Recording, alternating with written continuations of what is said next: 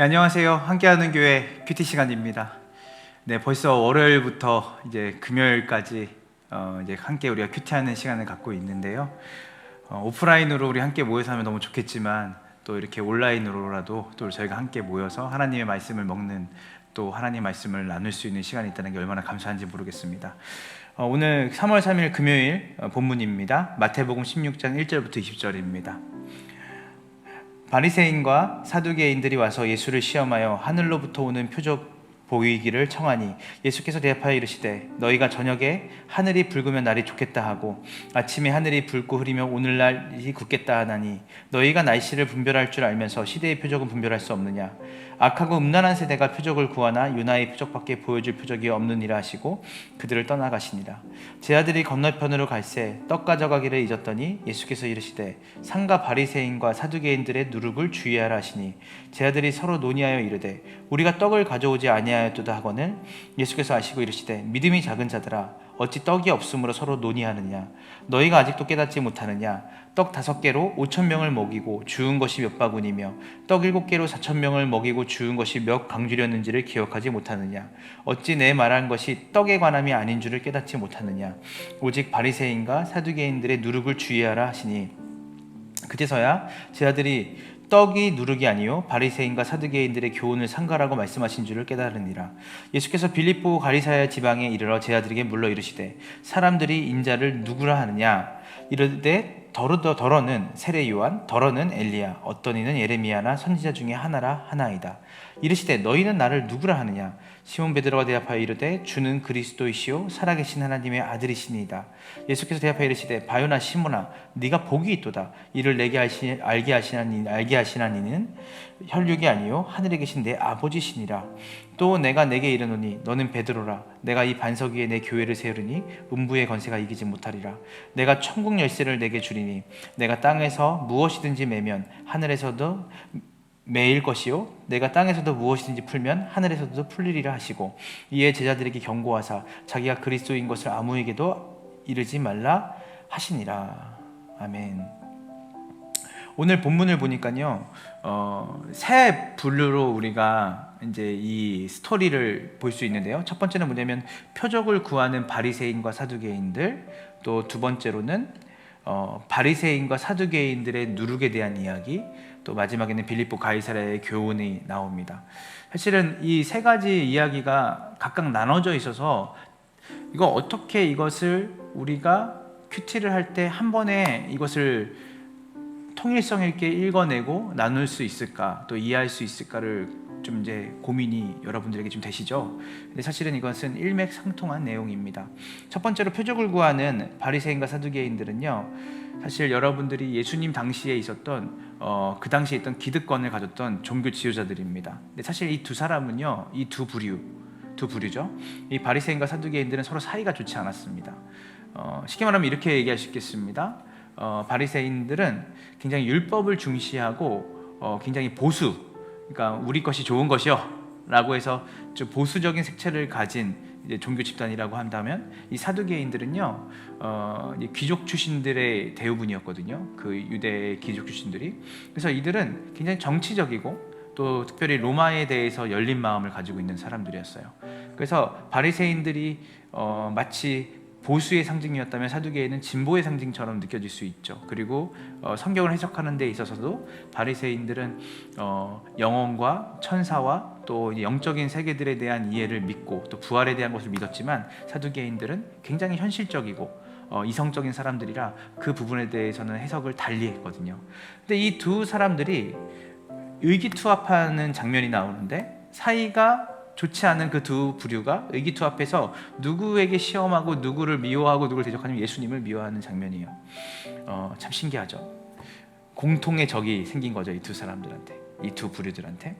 근데 첫 번째는 뭐냐면 하늘로부터 오는 표적을 보이기를 청했습니다. 하늘로부터 오는 표적.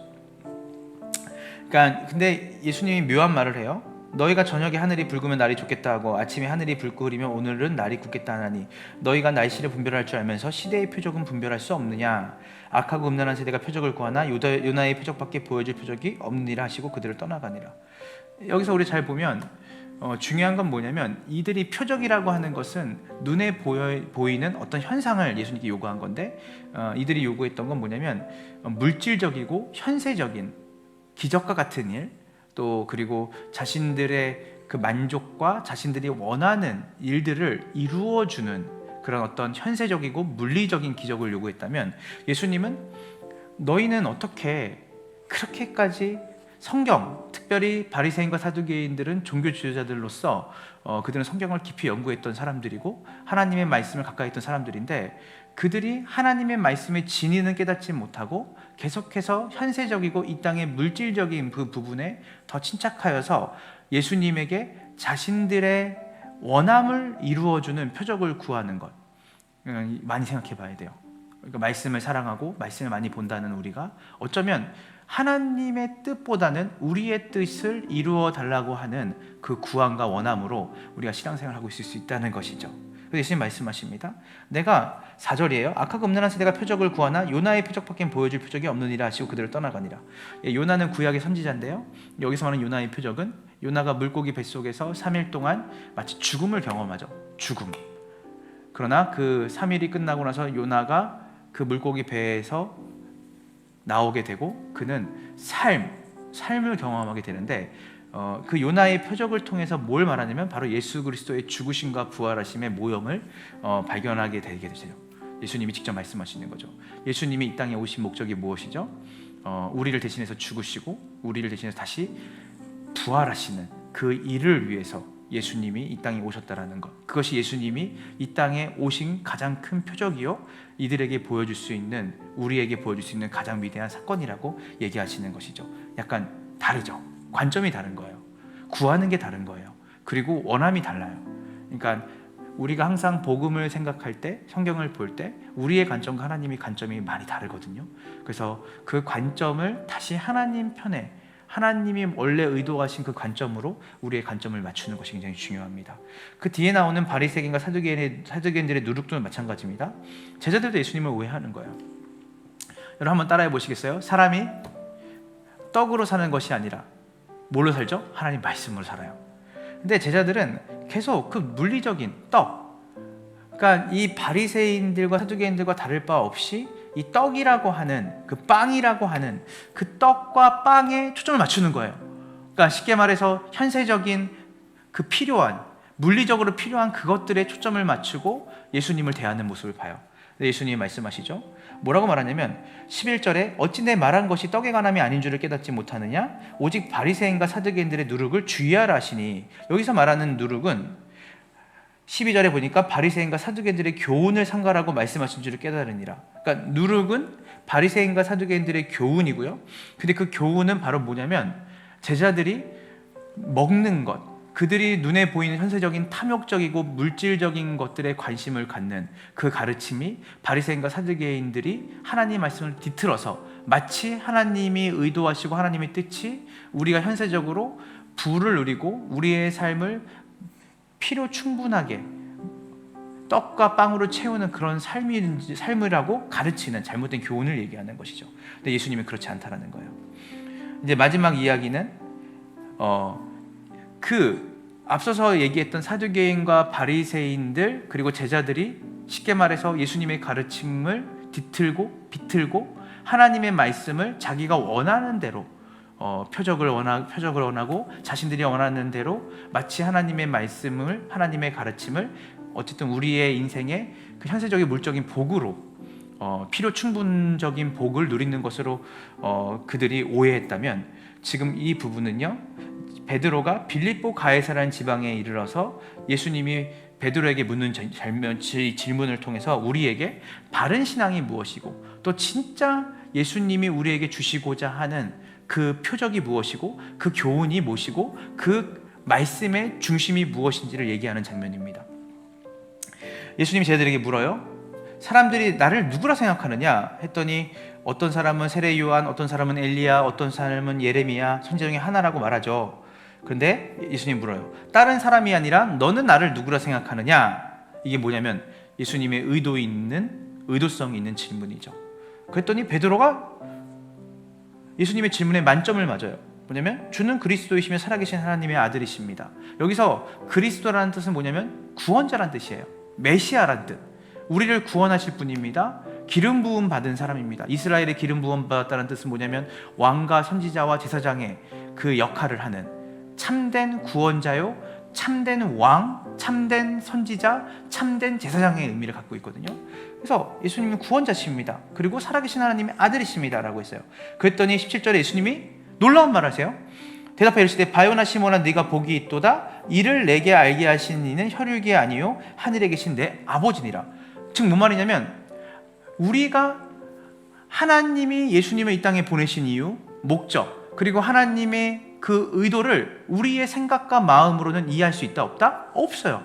그래서 우리가 접근하는 것은 늘 뭐냐면 현세적인 복, 우리가 접근하는 건 뭐냐면 우리의 만족과 기쁨을 채워주는 것으로 하나님을 따르는 것이죠. 그러나 예수님이 이렇게 말해요. 너희는 결국은 너희가 주장하고 너희가 말하고 너희의 신앙의 핵심에는 너희의 원함과 현세적이고 물리적인 복에 대한 것들이 있지만 사실 진짜는 무엇이냐면 너희가 내가 누군지를 바로 아는 것이다.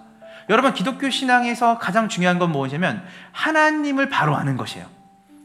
하나님이 어떠신 분이시죠? 그리고 그 하나님의 보내신 그 아들을 믿는다는 건 어떤 것이죠? 바로 그분을 우리의 구원자로 믿는 것이에요. 그분이 우리를 위해 십자가에 달려 죽으시고 우리의 죄를 사하심으로 우리는 그분의 영원한 생명, 즉 부활의 생명을 얻게 되는 존재가 되었다는 것이에요. 오늘 이 아침에 이 큐티를 통해서 우리가 배우고 알아야 될 것은 무엇이냐면 우리의 뜻과 하나님의 뜻은 달라요. 그러나 성령께서 오늘 이 본문의 말씀을 통해 바요나 시몬아 네가 복이 있도다 이것을 알게 하신 것은 네가 아니라 네가 깨닫는 게 아니라 하나님께서 알려주신 거다. 하나님의 성령이 알려주신 것이다. 하나님이 너에게 그 마음과 깨달음을 주신 것이다. 저는 오늘 이 아침의 큐티를 통해서 여러분들이 바리새인과 사두개인들이 구했던 표적이 아니라 제자들이 현세적인 떡과 바리새인과 사두개인들의 누룩의 교훈을 따랐던 그 현세적인 물질적인 사람의 생각으로 마무리되는 신앙이 아니라 예수 그리스도를 바로 알아. 그분이 우리에게 이루신 십자가의 죽으심과 부활하심을 바로 알고 깨달아 그분의 영원하신 은혜와 구원의 은혜를 깊이 깨닫는 참된 복이 무엇인지를 바로 아는 이곳에 있는 또 우리 함께하는 교회 모든 성도들의 가정과 삶이 되기를 간절히 축원합니다. 기도하겠습니다.